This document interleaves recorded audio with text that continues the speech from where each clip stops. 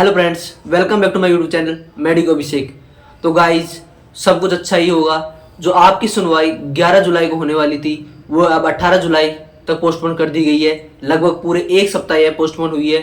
यह सुनवाई 18 जुलाई को अब होगी।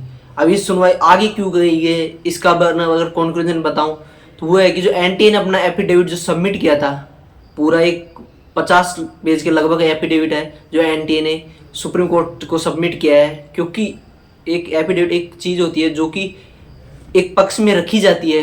एंटी अपन खुद क्या कहता है कि पेपर लीक हुआ है नहीं हुआ, उसका पक्ष क्या है इसमें, तो वह पूरा एफिडेविट लिख के सुप्रीम कोर्ट को दिया है। साथ में सीबीआई ने भी एक एफिडेविट जो सुप्रीम कोर्ट को दिया है, उसमें हुआ क्या कि उन्होंने कल लेट शाम को दिया है।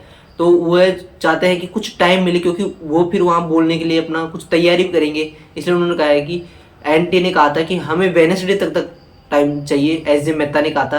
परंतु वेडनेसडे को किसी और की इंपॉर्टेंट सुनवाई थी नीट की वजह से, तो उन्होंने यह थर्सडे को 18 जुलाई को पोस्टपोन कर दी गई है। अब बात करें कि जो एनटीए ने अपना एक एफिडेविट सबमिट किया उसमें क्या क्या उन्होंने कहा है, उसके अपन अगर बात करते हैं तो ये पूरी जो पीडीएफ है वो हमने हमारे टेलीग्राम चैनल मेडिको अभिषेक नीट काउंसलर पे डाल दिया, आप वहाँ जाके देख सकते हो। बाकी जो इम्पोर्टेंट पॉइंट है जिसने आईआईटी मद्रास से एनटीए ने अपनी हेल्प ली है, उसके द्वारा एक प्रॉपर जो है एक एफिडेविट बनवाया है।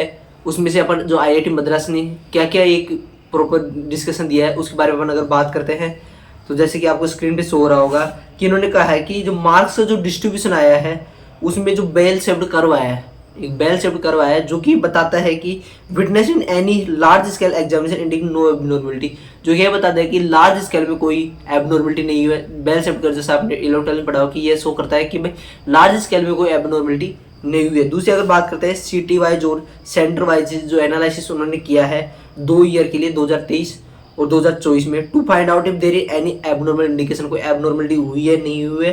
तो the analysis carried out for the top 1.4 lakh ranks तक इन्होंने क्या है पूरा एनालिसिस किया है।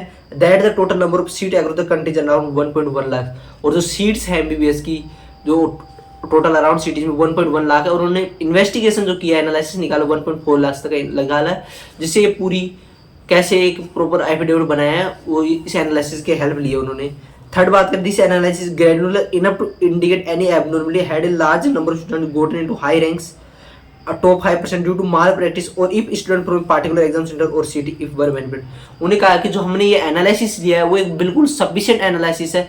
इससे आप हम पूरे जो 24 लाख स्टूडेंट्स है उनका एक अंदाजा लगा सकते हैं। तो हमारे ये लगभग उन्होंने 5% स्टूडेंट्स का एनालिसिस लिया है, तो उन्होंने बिल्कुल क्या है कि हम इससे पूरा अंदाजा आपको लगा के बता सकते हैं कि ऐसी कोई लार्ज स्केल पे कोई एबनॉर्मलिटी नहीं हुई है, कोई एक प्रॉपर सिटीज में कोई इसी प्रकार की कोई भी पेपर लीक जैसी संभावना नहीं हुई है। The analysis so that there is neither an indication of mass malpractice, एक बड़े लेवल पे कोई माल प्रैक्टिस नहीं हुई है, nor a localised set of content being benefited leading to abnormal scores, ना कि कोई एक लोकलाइज मतलब एक प्रॉपर सिटी के ही बच्चों को एक इससे बेनिफिट नहीं हुआ पेपर लीक से, एक प्रॉपर सिटी में ही क्या हुआ पेपर लीक हुआ, ये भी अपन ने इसके अनुसार देखा है। तो there is overall increase in marks obtained by students, जो स्टूडेंट्स ने मार्क्स ऑब्टेन किया है उसमें एक बिल्कुल ओवरऑल इंक्रीज हुआ है, specially in the range of 550 to 720। 550 से 720 के अंदर बहुत ज़्यादा बच्चों आए हैं, उनमें बहुत ज़्यादा क्या है मार्क्स इंक्रीज हुआ है, और ये सभी में हुआ है।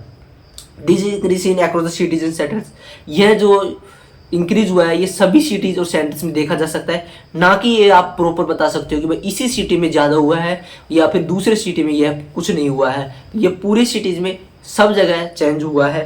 This is attributed to 25% reduction in syllabus, और इसका जो रीजन उन्होंने कहा कि यह इसलिए हुआ है क्योंकि इसमें 25% जो रिडक्शन आपने सिलेबस में कर दिया था उससे बच्चों को एग्जाम में आसानी रही, और उसकी वजह से उन्होंने हाई स्कोर पेपर हुआ है। बात करते हैं in addition candidate obtain such high marks are spread across multiple cities and multiple indicate very less likelihood of malpractice. उन्होंने कहा कि यह सब जगह एक तरह से फैला हुआ है, ना कि आप एक प्रॉपर सिटी में आप बात कर सकते हो। यह हुई बात अपने एफिडेविट की, एक छोटा सा अपने डिस्कशन किया है। अब बात को आगे बढ़ाते हुए बताया कि जो रीनीट होने वाली थी उसका अब तो बहुत कम चांस रह गया है कि रीनीट हो, जैसा कि हमारा पहले भी दावा रहा था कि रीनीट का बहुत कम चांस है, और अभी भी हम कहें कि रीनीट का बहुत कम चांस। अगर आप 18 जुलाई की सुनवाई को रीनीट को लेके बैठे हो तो रीनीट की बहुत कम चांस है। अब बात करें, आप 18 जुलाई का प्रॉपर वेट करें क्योंकि आपका डिसीजन 18 जुलाई को होने वाला है।